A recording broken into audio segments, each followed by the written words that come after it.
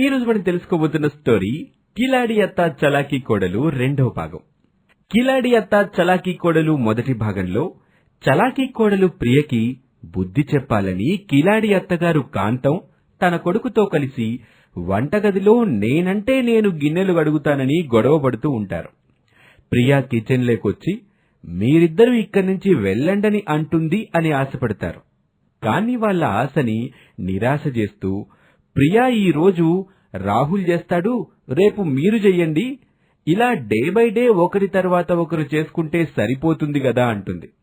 నాకు పొద్దున్నే మీ తిట్ల సుప్రభాతం దప్పుతుందని తన చలాకీతనంతో అక్కడి నుంచి వెళ్లిపోతుంది. తల్లి కొడుకులిద్దరూ ఆశ్చర్యంగా ఒకరిని ఒకరు దివాళా మొఖాలు వేసుకుని చూసుకుంటూ ఉంటారు. కాసేపటికి తేరుకున్న రాహుల్ ఆఫీస్కి వెళ్లిపోతాడు. ఆ తర్వాత పక్కింటి పార్వతితో తన కొడుకు కోడలు 3 రాత్రులు కలవకుండా ఎలా చేసిందో చెప్తూ ఉంటుంది అత్తగారు కాంతం. అది కాస్త కోడలు ప్రియా వింటుంది. అప్పుడు ప్రియా, అమ్మ నా కిలాడి అత్తయ్య, ఇక నీకు నా చలాకితనమేంటో చూపిస్తాను చూడు అనుకుంటుంది. మా శోభనం కూడా ఎలా జరుగుతుందో చూస్తూ ఉండు అని తిరిగి లోపలికి వెళ్లిపోతుంది ప్రియ. ఆ తరువాత ప్రియ అనుకున్నట్టుగా వాళ్ల శోభనం జరిగిందా లేదా, అసలు ఏం జరుగుతుంది అనేది కిలాడి అత్త చలాకీ కోడలు రెండవ భాగంలో ఇవాళ తెలుసుకుందాం. మరుసటి రోజున కిలాడి అత్తగారు కాంతం కంటే ముందే నిద్రలేస్తుంది చలాకీ కోడలు ప్రియ. తలస్నానం చేసి వంటగదిలో అందరికీ టిఫిన్ రెడీ చేస్తూ ఉంటుంది. అప్పుడు సమయం ఉదయం 8 గంటలు కావస్తుంది. తన బెడ్రూంలో బెడ్ మీద పడుకున్న అత్తగారు కాంతం గబుక్కున కళ్ళు తెరిచి ఎదురుగా గోడకున్న గడియారం దిక్కున చూస్తుంది. అది 8 అవ్వటాన్ని చూపిస్తుంది. చటుక్కున బెడ్ దిగి గాబరా పడుతూ హాల్లోకొస్తూ తనలో తను ఇలా అనుకుంటుంది కాంతం. వామ్మో, నేనేంటి ఇప్పటి వరకు పడుకున్నాను? నేను లేవకపోతే ఇంటి ముందు శుభ్రంగా ఊడ్చి నీళ్లు జల్లి ముగ్గు పెట్టేవాళ్లు కూడా లేరు అని అనుకుంటూ హాల్లోని ఒక మూల ఉన్న చీపురు కట్టని పట్టుకుని కోడలు ప్రియా గదివైపు చూస్తూ కొంచెం కోపంగా ఇలా అంటుంది. ఒక దరిద్ర లక్ష్మిని కోడలుగా తెచ్చుకున్నాను, అది ఇంకా లేచినట్టే లేదు. అసలే ఈరోజు శుక్రవారం, శుభ్రంగా లేకపోతే వచ్చే లక్ష్మీదేవి అక్కడి నుంచి అట్టే వెనక్కి వెళ్ళిపోతుంది. కోడలికి బుద్ధి చెప్పాలనుకుంటే అదొచ్చి నన్ను నా కొడుకుని బుక్ చేసి నవ్వుకుంటూ వెళ్ళిపోతుంది అని కాంతం గొణుక్కుంటూ గుమ్మం దగ్గరికి వస్తుంది. గుమ్మం తలుపు తెరిచి బయట చూస్తుంది. ఇంటి ముందు శుభ్రంగా కడిగి ముగ్గు పెట్టి ఆ ముగ్గుపై పసుపు కుంకుమ చల్లి లక్ష్మీదేవిని ఆల్రెడీ తన ఇంట్లోకి ఆహ్వానించినట్టుగా ఉంటుంది. ఆశ్చర్యంగా అది చూసి నోరు తెరుస్తుంది అత్తగారు కాంతం. బయట వాకింగ్ కి వెళ్లిన కాంతం భర్త సత్యరాజు అప్పుడే ఇంటికొస్తాడు. నోరు తెరిచిన తన భార్య కాంతాన్ని చూస్తూ, మరీ ఎక్కువగా తెరవకే కాంతం, ఈగలు దోమలతో పాటు బల్లులు కూడా దొరకలో జాగ్రత్త అంటూ ఒక చమత్కార చురక వేసి నవ్వుకుంటూ అక్కడి నుంచి ఇంట్లోకి వెళ్లిపోతాడు. అది విని గబుక్కున నోరు మూసేస్తుంది కాంతం. ఇంటి ముందున్న ముగ్గుని చూసి తనలో తాను ఇలా అనుకుంటుంది. ఎంత చక్కగా ఎవరేసుంటారబ్బా, కొంపదీసి కొత్త కోడలైతే కాదు కదా అనుకుంటూనే తిరిగి హాల్లోకి వస్తుంది కాంతం. అప్పుడు హాల్ని గమనిస్తుంది. ఎక్కడివి అక్కడ చక్కగా సర్ది శుభ్రంగా ఇల్లంతా తుడిచి ఉండటం గమనిస్తుంది. చటుక్కున ముక్కు మీద వేలేసుకుంటుంది కాంతం. ఇంకా ఏం చేసింది నా చలాకీ కోడలు అని కాంతం అనుకుంటూ దేవుడి గది దగ్గరికి వస్తుంది. అక్కడ కూడా చక్కగా అందరి దేవుళ్ళు దీవించే విధంగా దీపారాధన చేసినట్టుగా ఉంటుంది.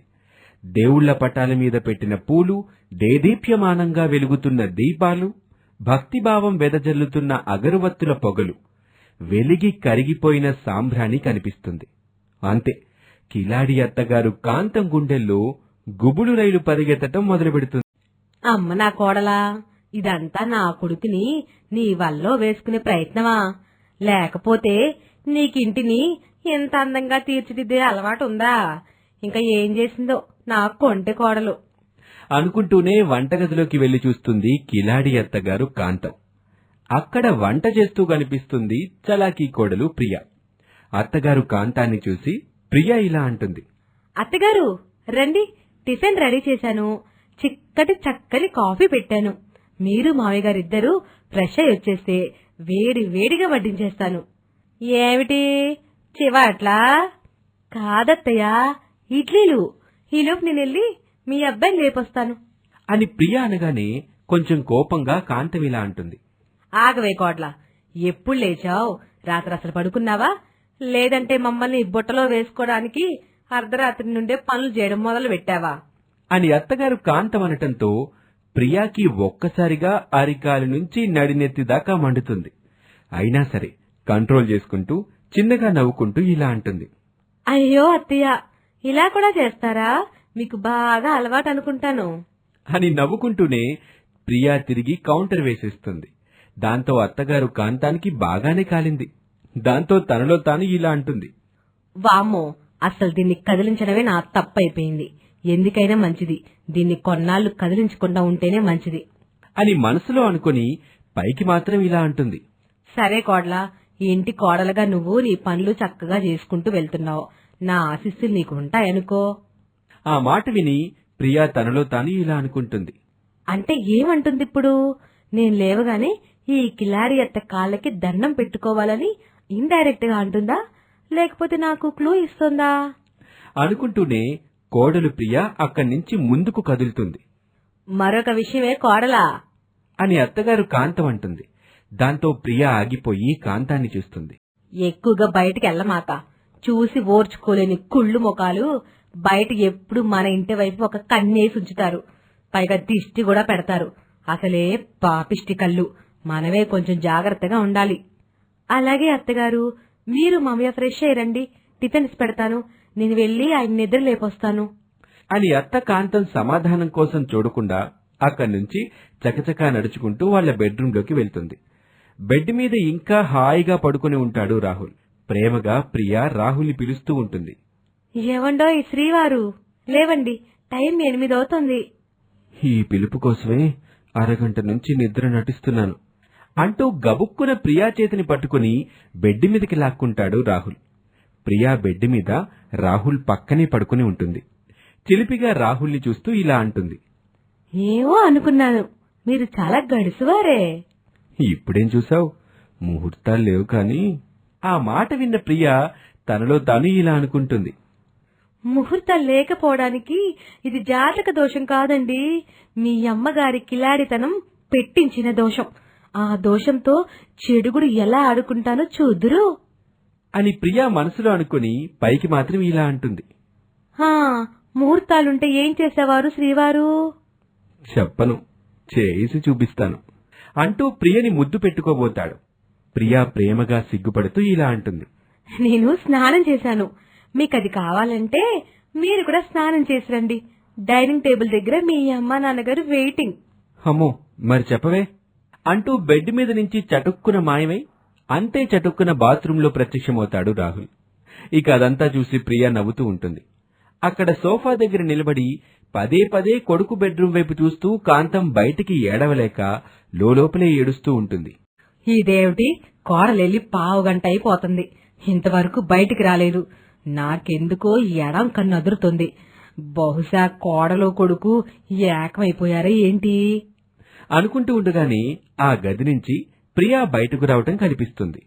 అత్తగారు తననే చూస్తుందని ప్రియా అర్థం చేసుకుంది. కొంటెగా ఇలా అంటుంది. అబ్బా, ఇంత గట్టిగా ముద్దు పెట్టుకుంటే ఎలా? ముహూర్తాలు లేవని ఎంత చెప్పినా వినేలా లేడే అనుకుంటూనే లోపల ముసిముసిగా నవ్వుకుంటూ అక్కడ్నుంచి డైనింగ్ టేబుల్ దగ్గరికి వస్తుంది. కాంతం కొంచెం కోపంగా రుసరుసలాడుతూ డైనింగ్ టేబుల్ దగ్గరికి వస్తుంది.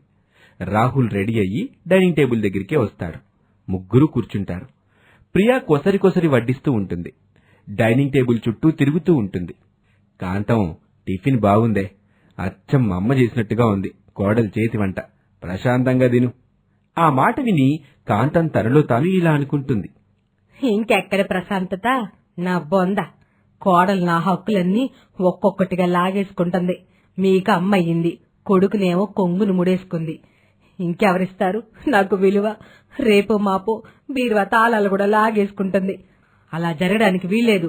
కాంతమ్మ, నీ బతుకు పోను పోను సూర్యకాంతం నుంచి కన్నాంబకు దిగజారెట్టుంది. ఇక లాభం లేదు, అత్త పెత్తనమేంటో చూపిస్తాను అని కాంతం అనుకుని పథకం కోసం ఆలోచన చేస్తూ ఉంటుంది కిలాడి అత్తగారు. ఇంతకు ఏంటా పథకం? అది ఫలిస్తుందో లేదో తరువాతి భాగంలో తెలుసుకుందాం. ఈ స్టోరీ మీకు నచ్చితే మా ఛానల్ ని ఇప్పుడే సబ్స్క్రైబ్ చేసుకోండి. Thank you for watching.